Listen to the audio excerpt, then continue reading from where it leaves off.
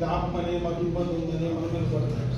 ముందే మీరు స్మెల్ చేస్తే దాన్ని బట్టి ఏ ఏ ఊర్లో మనకు ప్రాబ్లం ఉందో కనీసం ముందు గవర్నమెంట్ కూడా మనము రాయడమో చెప్పడమో చేయడానికి అవకాశం ఉంటుంది కదా.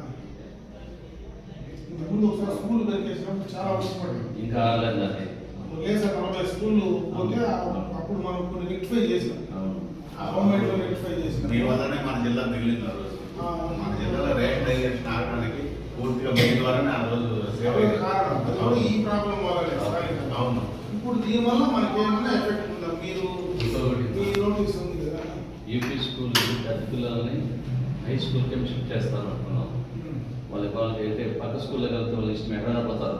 ఇట్లా ట్రాన్స్పోర్టేషన్ అలవెన్స్ ఇస్తారు కాబట్టి వెళ్తారని అనుకుంటాం.